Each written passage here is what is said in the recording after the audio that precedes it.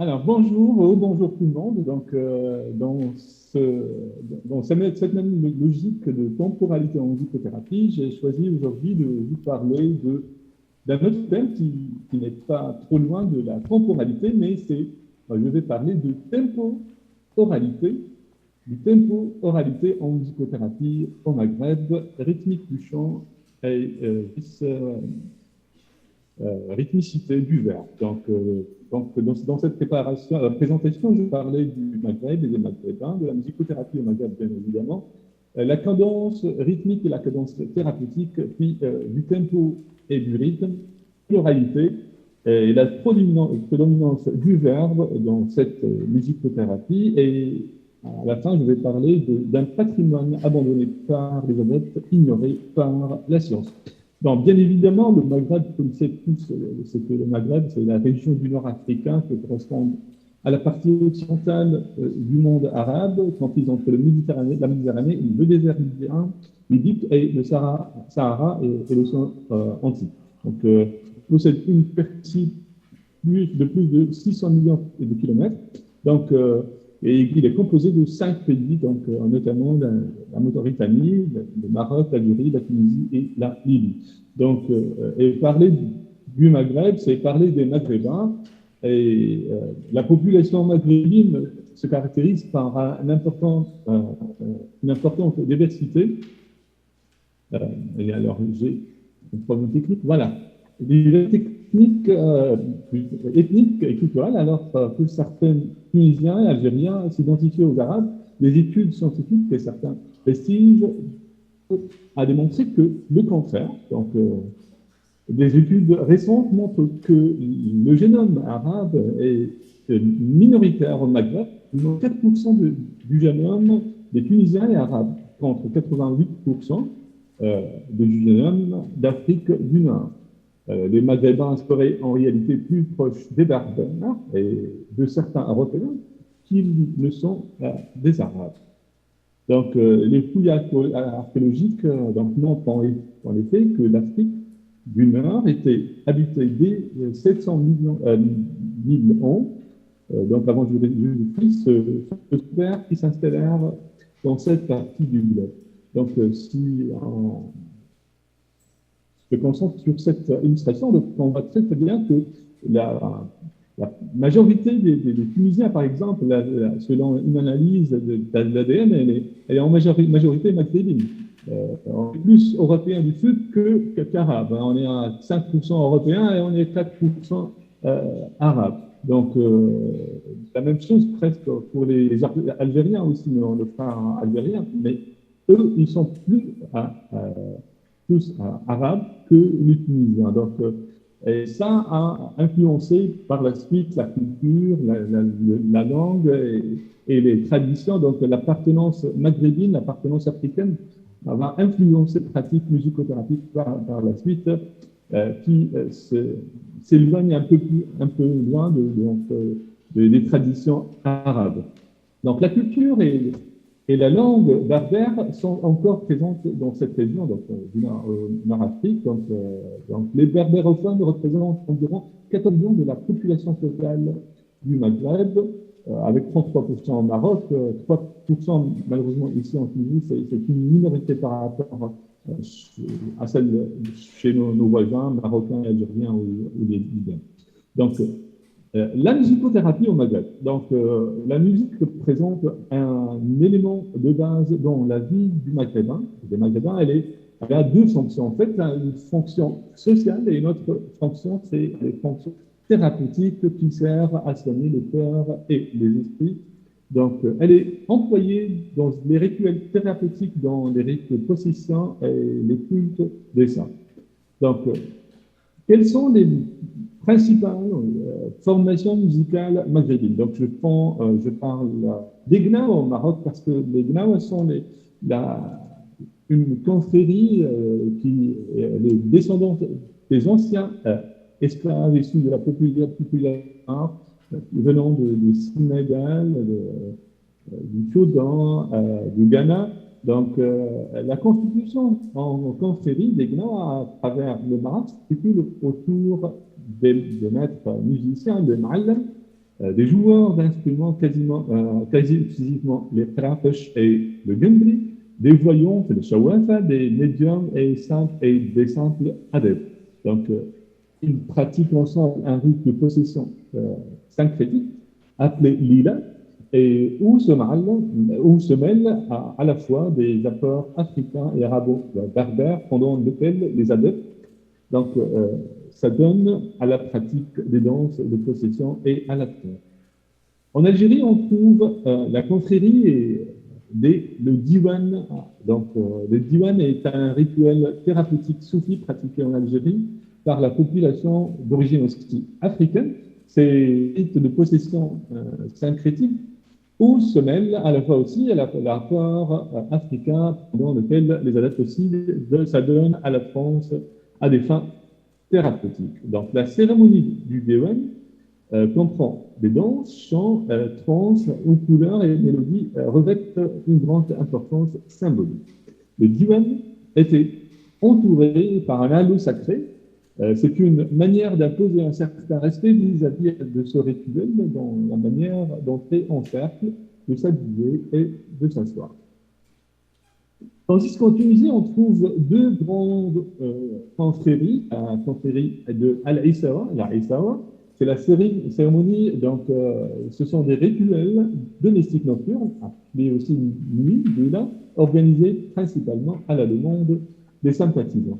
Donc les Issawa est dominé par le côté musical et artistique. L'empreinte tunisienne est fortement présente. Même le malouf, la musique traditionnelle tunisienne, s'est inspiré de ces notes, notamment le malouf el-jet, qui est basé sur des chants luthériens. Donc, la Issawa est fondée sur des maqams, des modes musicaux purement tunisiens, à l'instar de Hussein, Sika, des rythmes aussi tels que le taïki ou le braouti. Donc, le stambeli est un autre genre musical, est une autre confrérie musico-thérapeutique ici présente en Tunisie. Le stambeli est un spectacle qui comporte plusieurs parties dont chacune détient sa propre particularité au niveau de la musique, des couleurs et des odeurs. Cette tradition prend ses racines en Afrique subsaharienne et dont la sève coule comme un code. Donc, et qu'en est-il de la musicothérapie moderne en Tunisie? Donc, je donne ici quelques dates clés qui témoignent de la présence de la musicothérapie. Donc, en 1979, c'était la première expérience d'art-thérapie qui s'est déroulée à l'hôpital Al-Razi, dirigé par le professeur Jodi et le professeur Steinman. En 86, la musicothérapie est devenue un sujet de recherche scientifique et la sous-tente de la première thèse de doctorat en médecine par le docteur Samir Chishti. En 94, c'était la création de l'association tunisienne de musicothérapie par le médecin psychiatre docteur Issa et le musicologue Mohamed Galfi. En 99, moi-même, j'ai soutenu un mémoire de maîtrise en musicologie sur la musicothérapie déjà. Et en 2009, l'organisation des rencontres de musicothérapie associée. Donc, 2020 et 2021, c'est la naissance du premier diplôme spécialisé en musicothérapie et c'est le master professionnel en intervention musicothérapeutique à l'Université de Sousse, faculté de médecine et l'Institut supérieur de musique de Sousse. Pourquoi l'intitulé de ce master, intitulé master professionnel en intervention musicothérapeutique et non pas un master professionnel de musicothérapie? Tout simplement parce que ici en Tunisie, déjà, à ce moment, donc, on n'a pas le statut d'un musicothérapeute. Et c'est pour cela qu'on ne peut pas donner un diplôme, on crée un diplôme pour une fonction qui n'existe pas. Donc, les institutions ici en Tunisie ont choisi de changer l'intitulé et de rendre master professionnel en intervention musicothérapeutique, et qui a déjà démarré depuis le mois de janvier de cette année. Donc, en mode hybride, parfois en présentiel, parfois à distance, et on s'adapte à ce moment donc, aux difficultés techniques et sanitaires. Donc, pour l'instrumentarium, les instruments utilisés dans ces différents la confrérie, donc la Gnawa, l'Issawa et l'Istambeli. Donc, l'instrument principal, c'est le gambri ou gambri. C'est un instrument de musique à cordes-phone, à 3 cordes pincées. Donc, euh, il ressemble beaucoup au luth tambour basse. Il a été apporté au Maghreb par des esclaves venant de la Guinée. Donc, il est aussi joué par les Touaregs et les Berbères. Donc, le deuxième instrument, c'est les tratop ou kelkab ou kelkabou. Ce sont des instruments de percussion idiophones maghrébins. C'est un genre de castagnette utilisé par les Gnawa aussi, assez similaire aux anciens crotales. Nous trouvons aussi le fameux instrument, le tibali, est un instrument de musique de percussion constitué d'un fût sur lequel sont tendues une ou deux pour frapper à l'aide des doigts ou avec des baguettes. La vibration aussi obtenue est amplifiée par le fût qui fait office de caisse de résonance. Donc, à ce moment, donc, je vais parler de la cadence rythmique et cadence thérapeutique. Donc, à l'instar des différentes pratiques musicothérapeutiques, les cérémonies rituelles maghrébines se caractérisent par des phases musicales, sensorielles et sociales inscrites dans une temporalité spécifique. Le rythme est donc envisagé ici comme une organisation collective du temps culturel et comme un engagement en interaction. Du tempo et du rythme. Donc, expliquer les introductions non mesurées jouées par les gambri, la musique de Gnawa, Diwan et Issaouia est toujours strictement mesurée. Donc, le terme arabe mizan, littéralement c'est la balance, est couramment utilisé dans la musique populaire pour renvoyer à la pulsation et à la mesure. Donc, la pulsation est souvent matérialisée par des battements de la main. Donc, ce sont les changements du rythme qui invitent à entrer dans les différentes situations de phase rituelle. À l'intérieur de ce rituel, le rythme, comme interaction, est également susceptible de subir des micro-changements. Ces derniers sont liés au caractère intrinsèque, dynamique et créatif de l'interaction aux événements internes. Donc, cette illustration nous montre le changement du rythme, donc la cadence rythmique et la cadence thérapeutique durant le spectacle et la cérémonie des Gnawa, Issaouia ou Diwan. Donc, au début, on commence par un rythme long, c'est entre 80 et 100 battements par minute. Donc, on trouve des rythmes tels que le muassa, la frite, la khantla. Et ici, en ce moment-là, c'est la phase de l'entrée à la danse, dans la danse. Donc, ici, les participants à ces cérémonies commencent à bouger au centre du spectacle, donc dans un espace réservé à la danse. Donc, ils commencent à bouger lentement et de petit à petit avec l'avancement de la séance. Donc, il s'inscrit dans des danses plus rapides et plus accélérées. Donc, puis le rythme devient assez accéléré, donc entre 120 et 140 battements par minute, et c'est ce qu'on appelle en arabe asriya, donc le rapide. C'est la phase de pré-trance. Et enfin, on trouve le rythme très rapide entre 140 et 180 battements par minute. Et c'est ce qu'on appelle un problème, et c'est l'état de transe. Ici, ça s'installe un état de transe, et suite à cet état de transe, donc, vient le relâchement et une phase de décontraction. Donc, et c'est la parabole qui, vous voyez très clairement, donc, comment se termine par un moment de détente et de relâchement. Donc, la réinvention d'un récit musical dans la temporalité du concert public, qui dure à peu près 1 heure, donc à travers la fluctuation de chant et de rythme, qui maintient l'intensité de l'action musicale et l'attention du public, ces ajustements font intimement partie de la reconfiguration des rythmes rituels. Par conséquent, cette suite permanente de micro-changements ainsi que le caractère résolument dirigé vers le public des activités initiatiques et rituelles montrent que l'exercice scénique n'est pas inné. Donc,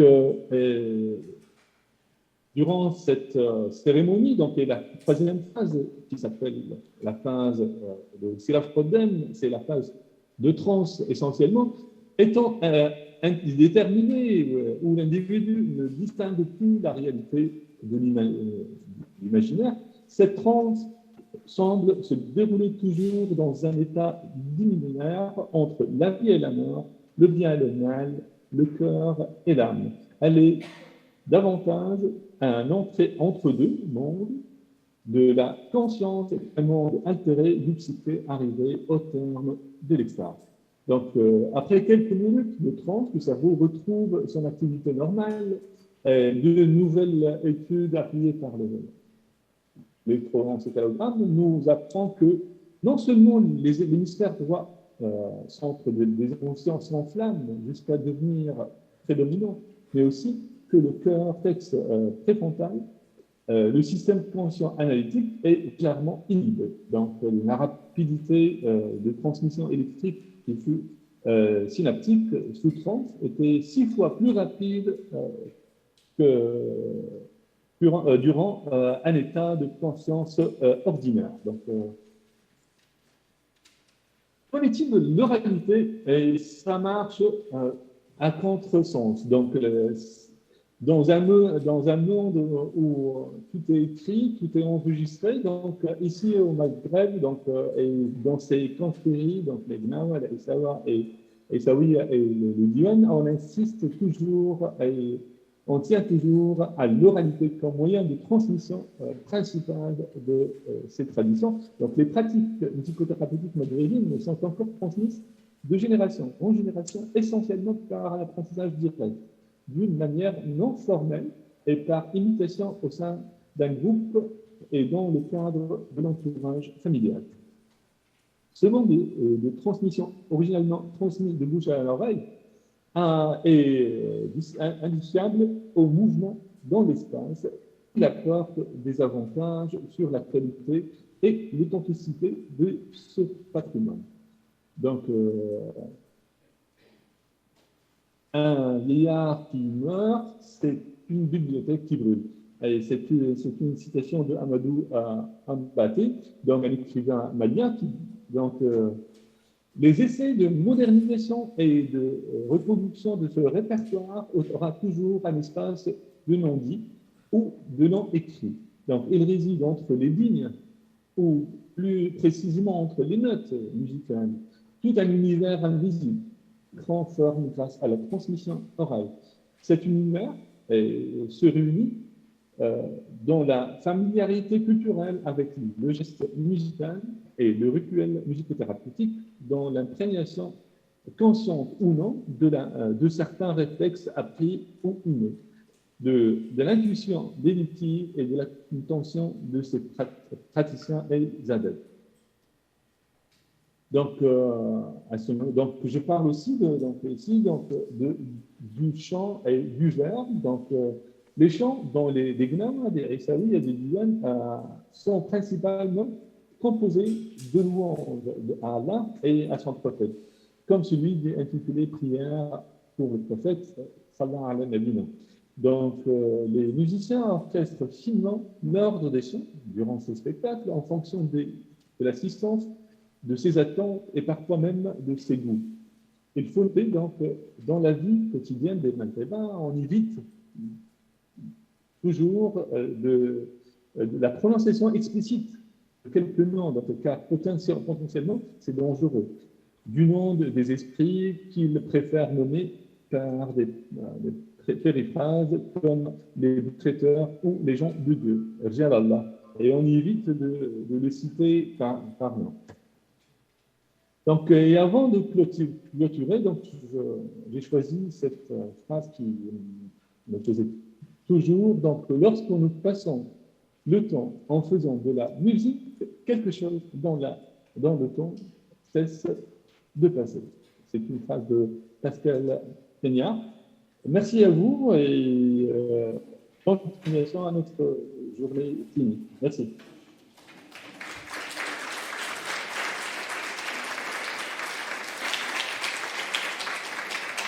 Merci de cet intermède.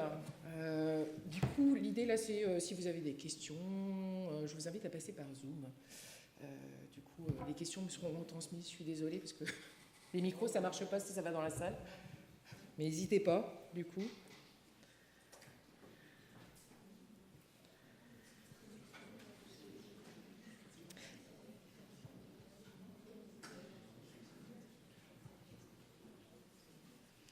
Alors, du coup, on a des retours de remerciements pour les dessins et la bonne humeur que ça amène, quand même. J'ai une question qui vient de Lali, qui demande, y a-t-il un thérapeute dans la pratique? Quelle est sa fonction? Il a été dit que les pratiques musicothérapeutiques maghrébines sont transmises de génération en génération, ce qui signifie que tout le monde peut pratiquer? Professeur?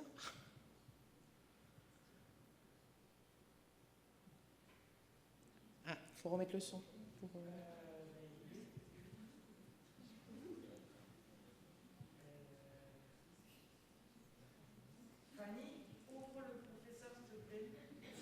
Merci Fanny. Oui. Alors.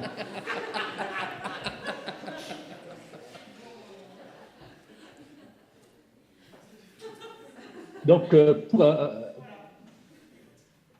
pour répondre à la question, donc, y a-t-il un thérapeute dans ces pratiques? Donc, dans ces pratiques rituelles, donc des Gnawa, de Issaouia et de Diwan, il n'y a pas le thérapeute conventionnellement connu. Donc, il n'y a pas une personne qui est le thérapeute, mais c'est quelque chose qui se ressemble au chamanisme. Donc, il y a le maître, le ma'alem, donc de la confrérie, et c'est lui qui joue le rôle donc du thérapeute en fait.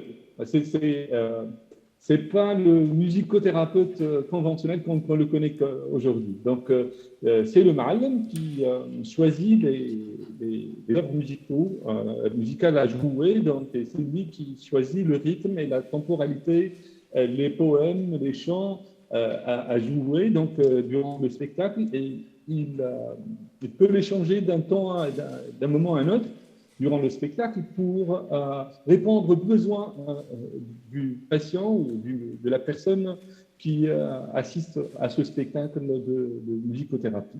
Donc, c'est pas le musicothérapeute moderne, mais c'est quelque chose, c'est le guérisseur, le guérisseur en quelque sorte. Voilà. Y a-t-il des pratiques musicothérapeutiques maghrébines d'ingération qui se signifient dans le monde? Donc, OK. Pour cette question, donc, ce sont des confréries, en fait, des confréries, donc, et des pratiques courantes dans le Maghreb, dans différentes régions du Maghreb, en Tunisie, au Maroc, mais c'est plutôt dans des régions rurales. C'est pas dans les grandes villes. Donc, par exemple, ici à nous avons des confréries, mais ce sont des troupes plutôt musicales, plutôt que thérapeutiques. Donc, on trouve les pratiques musicales, mais le côté thérapeutique, ça commence à changer un peu. Donc, même leur présence donc, dans nos cérémonies, c'est plutôt à but ludique, à but musical, d'animation, plutôt que thérapeutique. Donc, c'était la question de... pouvez-vous m'expliquer? C'était la question de Lali. Du coup, syncrétique. Donc, à suivre, on a une autre... Le mot syncrétique, donc, c'était mystique, religieux, quelque chose qui a un rapport avec la religion.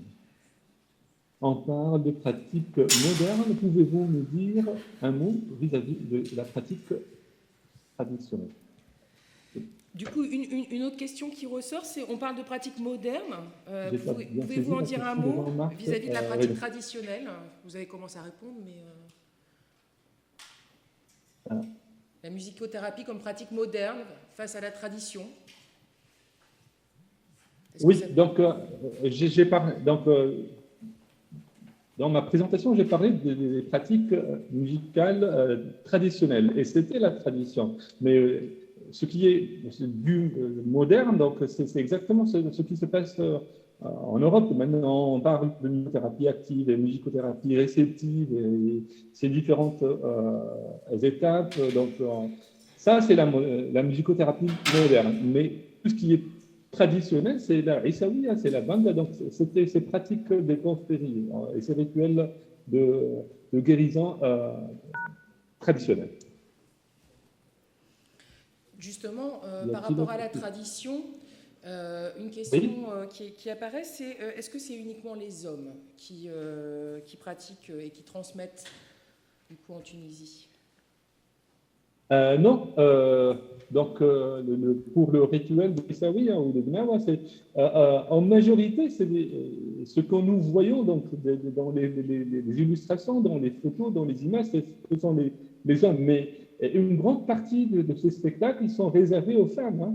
Et généralement, on parle de Shawaf, hein, la voyante, la femme voyante, ces femmes qui ont un potentiel exceptionnel de communiquer avec les démons, avec le djinn, ces femmes qui disent qui ont la possibilité de voir l'au-delà, quelque chose que nous, les gens normaux, entre guillemets, nous n'avons pas accès. Donc, c'est des femmes et c'est qui ont cette possibilité. Donc, et c'est grâce à eux, grâce à elles, pardon, donc, que la séance de musicothérapie, d'exorcisme, réussissent parce que c'est grâce à leur intermédiaire, donc à ces dames, que la séance de musicothérapie peuvent donner de bons résultats. Donc la présence féminine, elle est très importante, mais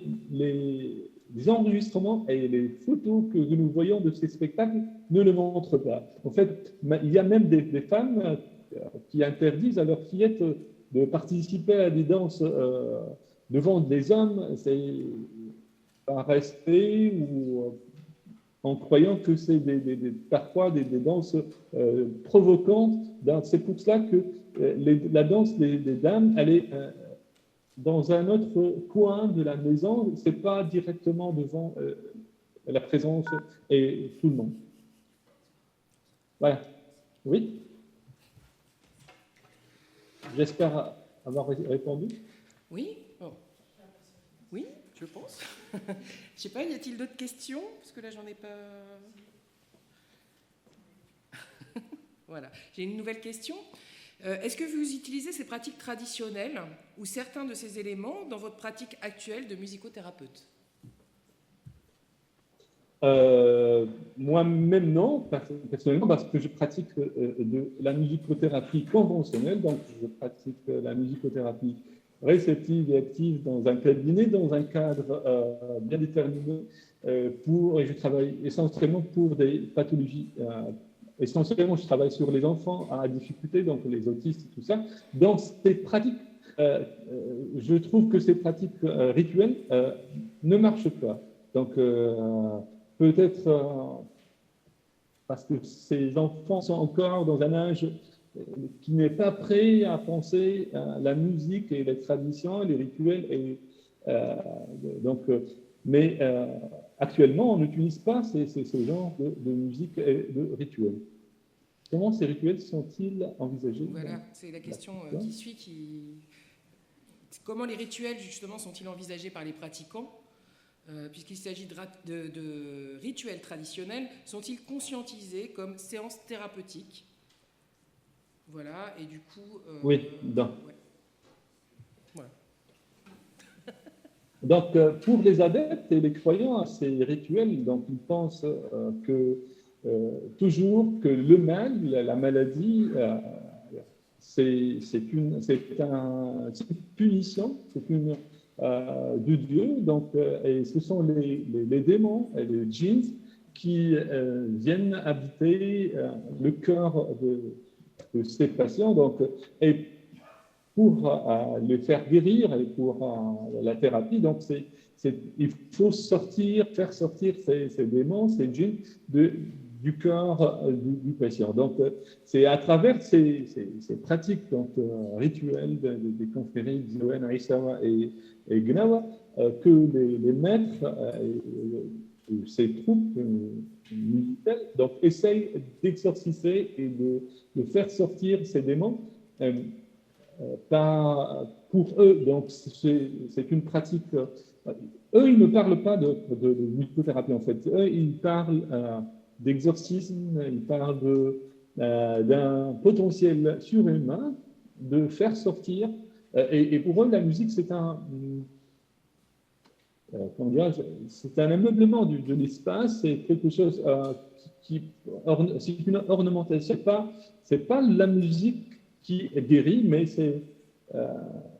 c'est un autre potentiel surhumain qui ont les guérisseurs qui essayent de guérir ou soulager ces patients. J'ai le sentiment qu'il y a quand même la question du cadre thérapeutique qui est posée, du coup du cadre de la tradition, du cadre du musicothérapeute. Y a-t-il une passerelle entre les deux? Est-ce qu'on peut parler d'une forme de prescription quand les patients vont vers l'aspect culturel?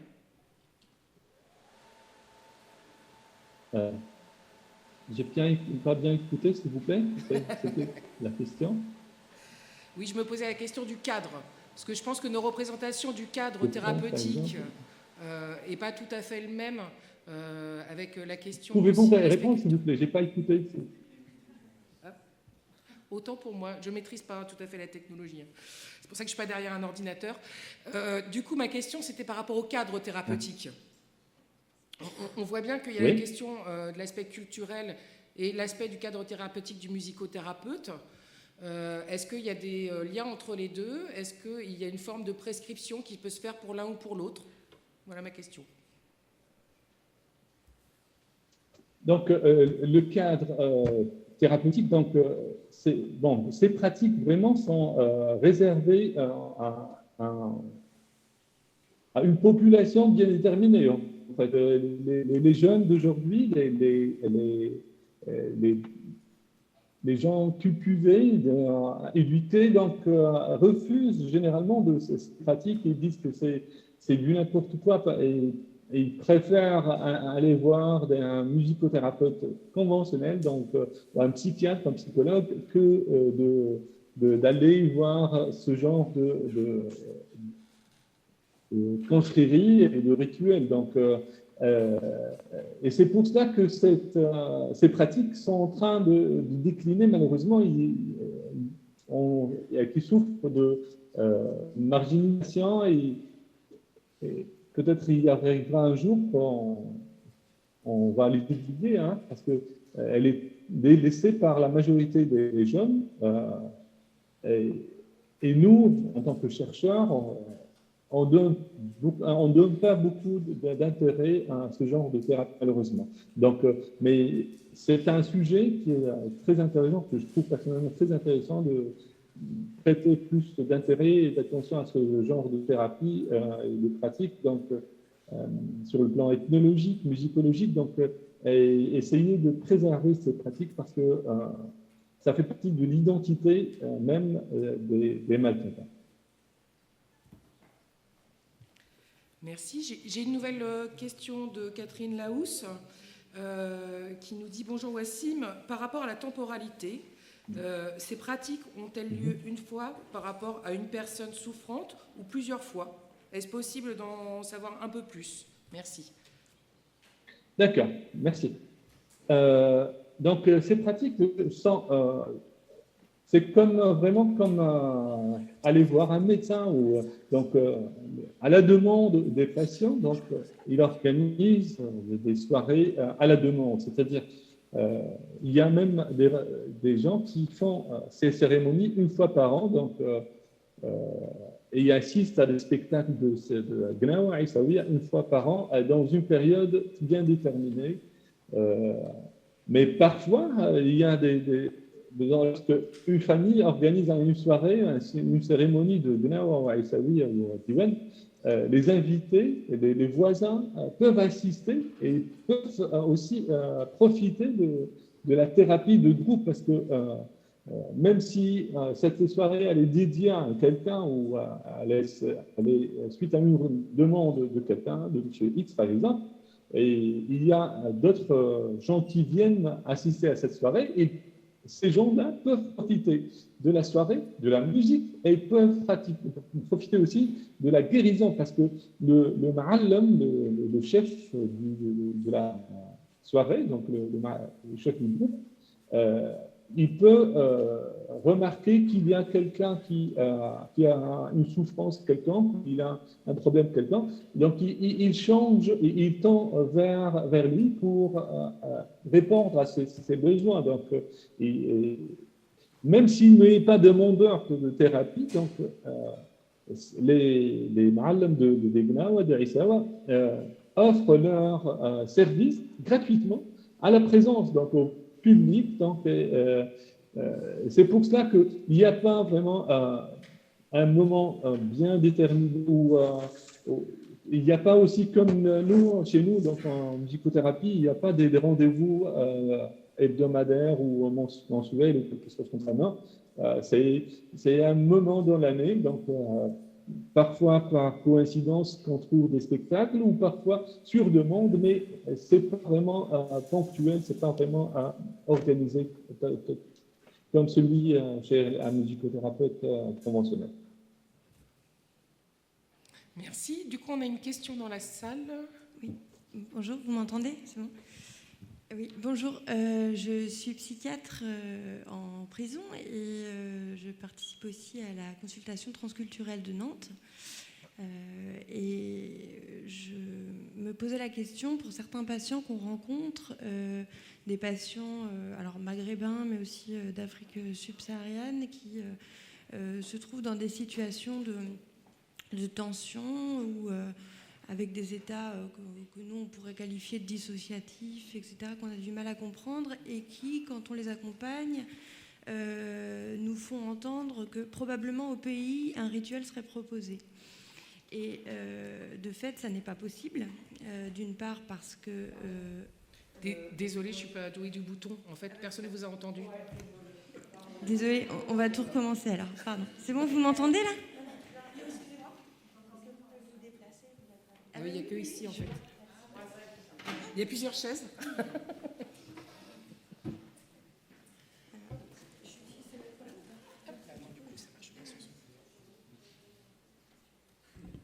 Celui-là, voilà. Oui, bonjour, excusez-moi. Lola Bielgi, c'est bon, ça marche là? Ok. Alors, je suis psychiatre en prison et membre de la consultation transculturelle de Nantes. Et je m'interroge régulièrement avec mes collègues sur des situations cliniques de patients, de patients maghrébins mais aussi d'Afrique subsaharienne qui se trouvent dans des états de tension ou des états qu'on pourrait qualifier de dissociatifs, nous de notre côté, mais qu'on a du mal à comprendre et à accompagner, et pour qui, à un moment, on peut entendre qu'il y aurait probablement un rituel qui serait proposé si ces personnes-là étaient au pays. Et évidemment, de fait, ces rituels-là sont inaccessibles pour les patients, et cet accompagnement groupal est impossible. Et je me demandais si vous saviez s'il existe des dispositifs de musicothérapie qui ont été pensés pour accompagner ces situations bien particulières. Voilà. Oui, merci. Donc, pour parler de dispositifs, c'est-à-dire d'enregistrement, parler d'application de nouvelles technologies pour faire venir, donc, à l'aide pour aider ces gens-là. Donc, actuellement, il n'y a pas vraiment de moyens autres que la présence physique réelle. Donc, je ne crois pas qu'une thérapie à distance peut marcher, par exemple. Donc, il faut assister réellement, donc, et physiquement, donc, à ce genre de thérapie. Mais aussi, il faut voir avec ces patients, parce que si eux, ils croient réellement ces thérapies, parce que c'est la croyance et la confiance qu'a le patient en ce genre de musique et de musicothérapie. Donc, sinon, ça ne va pas marcher. Parce que personnellement, j'ai assisté pas mal de fois à ce genre de spectacle, mais c'était pour moi, c'était un spectacle musical et point à la ligne. Et donc, c'était un spectacle pour moi, du folklore, quelque chose comme ça, mais ce n'était pas de la thérapie. Je n'étais pas touché vraiment par ce genre de musique. Mais donc, pour les patients, il faut, avant d'aller chercher ou assister à ces genres de thérapie, il faut avoir une confiance et une croyance en ce genre de thérapie. Donc, croyance au démon, au monde spirituel, au monde des thérapeutes rituels.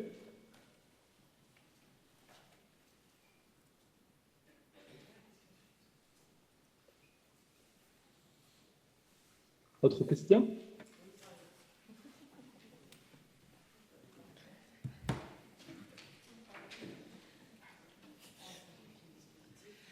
Bon, c'est un peu compliqué la vie, on va essayer de faire plus simple. Voilà. Tu vois ? Utilisez-vous parfois dans vos pratiques des instruments européens plus continentaux, dirons-nous, comme le piano, un violon par exemple, en musicothérapie active ou réceptive? Cela peut-il impacter la réceptivité musicale? Oui, ici à Sousse, j'utilise généralement le piano. C'est quoi exactement? C'est la guitare, le oud. Hein, donc, ce sont les trois instruments principaux mélodiques qu'on utilise dans nos séances de musicothérapie. Oui, on utilise beaucoup le piano. Hein. Personnellement, c'est un instrument très important. Et surtout avec les enfants, ça marche très très bien. Aussi bien que les instruments de percussion. Donc, on utilise des instruments de percussion, mais en tant instrument mélodique, c'est généralement le piano, la guitare et le oud. Hein. Trop peu de violon, d'instruments d'aérophone, c'est-à-dire de flûte ou quelque chose comme ça, mais le piano, c'est un instrument très important dans nos pratiques musicothérapeutiques modernes. Merci. Du coup, merci. Une nouvelle question. Faut-il être initié au rituel pour être sensible au processus de transe, d'exorcisation? Merci. S'il vous plaît, la question c'est faut-il être... Je n'ai pas écouté. Faut-il être initié au rituel Faut-il être initié au rituel pour être sensible au processus de transe? Ah, d'accord, oui. Oui, c'est donc pour les adeptes et les participants à ce genre de cérémonie, donc eux, ils sont habitués à ce genre de rituel. Donc, dès leur naissance, de leur petite enfance, ils assistent à ce genre de rituel. Donc, petit à petit, ils commencent à adapter et adopter ce genre de musique à leurs besoins. Donc, c'est la tradition et la répétition et l'assistance, le fait d'assister plutôt à plusieurs reprises à ce genre de spectacle et par imitation aussi, parce qu'il y a des gens qui entrent en transe uniquement parce qu'ils imitent d'autres gens qui sont entrés en transe. Mais parfois, je connais une dame italienne qui vient chaque année en Tunisie pour assister et pour organiser une cérémonie de Stambeli ici sur Sousse. Cette dame, elle est venue une fois et il y a quelques années, donc elle a assisté à un spectacle de Stambeli Elle est entrée en transe, bizarrement, je ne sais pas comment, mais et suite à cet événement, donc, elle racontait qu'elle se sentait très très bien après la séance, après avoir dansé et entré en transe. Et par la suite, elle venait chaque année pour organiser un spectacle de cérémonie dédié à elle-même. Donc, on peut dire comment elle n'est pas originaire de Tunisie, elle ne parle pas l'arabe, elle ne parle pas la langue de ces rituels, donc le langage parlé dans ces rituels. Elle ne comprend rien en fait, mais c'est la musique, la danse qui l'intéresse. Donc, et par la suite, elle vient chaque année pour assister à ce genre de thérapie. Donc, ce qui dit peut-être que la Issaoui, la Banda, la Gnawi peut influencer, peut avoir des résultats, même chez des gens qui ne sont pas habitués à ce genre de musique. Merci. Y a-t-il d'autres questions, oui, dans la salle? Ben, je vous invite à...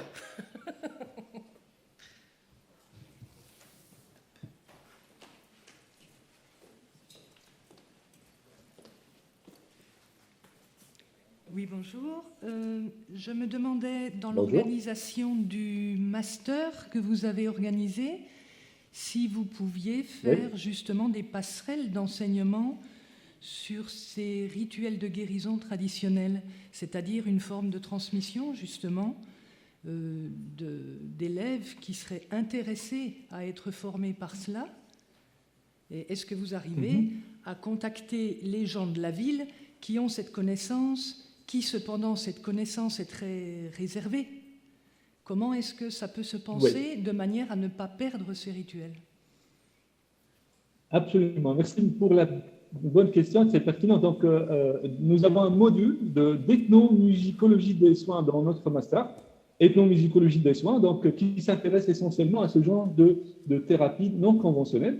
En plus, donc, dans notre projet que je dirige déjà maintenant sur l'art-thérapie, donc, on va créer donc, un centre d'art-thérapie ou un genre de laboratoire qui va tenter d'analyser ces musiques, ces effets neurologiques et on va, grâce au partenariat européen, le partenariat tunisien-européen, donc on va se procurer du matériel adéquat pour enregistrer et analyser les effets de ce genre de musique, parce que jusqu'à maintenant, moi personnellement, en tant que musicothérapeute, en tant que praticien, donc ce genre de musique,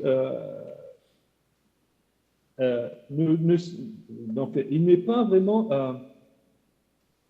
il est délaissé malheureusement. Ce qu'on dit de ces pratiques ne reflète pas vraiment la musicothérapie conventionnelle. C'est parler de démons, parler de djinns, parler de croyances. Pour nous, musicothérapeutes, donc c'est un autre champ qu'on ne maîtrise pas bien. Donc, pour moi, je pense que travailler sur les rythmes, sur les modes, sur les notes musicales, donc, est un champ de travail très, très riche qu'il faut y penser. Et j'espère que nous arriverons, Inch'Allah, dans ce master, dans notre prochain laboratoire, à conserver ce répertoire musical, musicothérapeutique, et pourquoi pas de profiter de ces bienfaits. Donc, merci.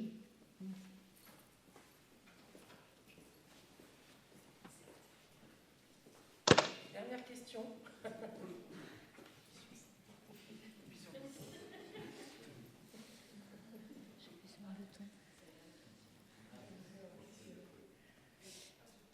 Bonjour tout le monde, Emmanuel Carrasco. Bonjour Wassim. Je ne sais pas si tu me vois. Bonjour, cher Emmanuel. Tu m'entends? Oui, oui, bien sûr. Dans le travail que tu cites là sur la musicothérapie traditionnelle et la question que tu posais, Lola, docteur Biagini. Je voudrais citer le travail de Essedic Djedi. Oui, ah oui. Oui, tu en as parlé un tout petit peu dans ta présentation tout à l'heure, puisqu'il il est psychiatre et psychanalyste tunisien. Et dans les années 70, il travaillait à l'hôpital Razi. Et il a vraiment travaillé sur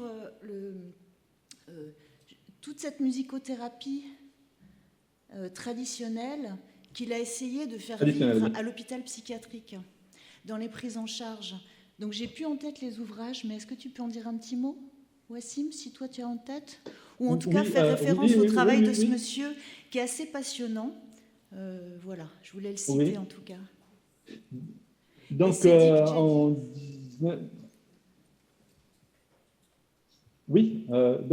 l'expérience de Dr Djedi, professeur Sadiq Djedi, c'était en 79, donc à l'hôpital Razi. Donc, c'était vraiment la première expérience, un premier essai d'art-thérapie. En fait, c'était pas uniquement de la musicothérapie. Donc, pour lui, il a essayé d'ouvrir les asiles des patients et les faire sortir pour faire du jardinage, pour faire de la peinture, pour faire du poterie et éventuellement de la musique. Aux années 70, donc la musique vraiment en Tunisie, c'était vraiment traditionnel. La musique la populaire en Tunisie dans les années 70, c'était le folklore tunisien et c'est pour cela que le Dr Djedi a essayé de profiter de l'appartenance et ce sens de l'appartenance et l'amour qu'ont les patients donc, en ces années à la musique traditionnelle. Et c'est pour cela qu'il a organisé quotidiennement donc, des séances spontanées de musicothérapie de groupe.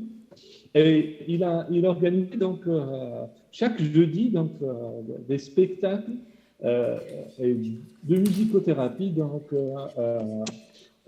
individuelle à l'hôpital Razi grâce à la collaboration avec des musiciens professionnels de la radio nationale qui venaient volontairement chaque jeudi pour réaliser des séances de musicothérapie de groupe ou des séances de musicothérapie individuelle. C'était une expérience exceptionnelle, malheureusement qui n'a pas duré longtemps parce que pour organiser ce genre de thérapie, il faut un maître et un chef d'orchestre. Malheureusement, le Dr Djedi, dans les premières années des années 80, il est parti pour le privé.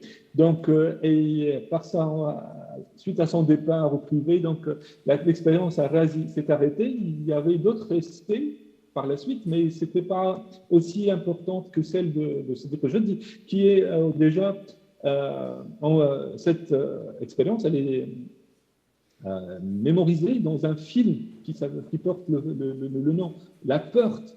Et la porte pour Dr Djedi, comme il disait, il faut ouvrir les portes des asiles et faire sortir les patients donc, de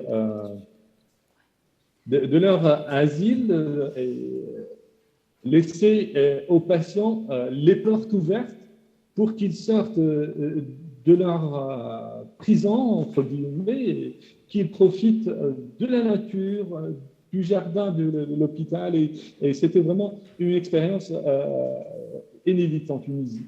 Il y avait d'autres expériences dans d'autres hôpitaux, donc avec...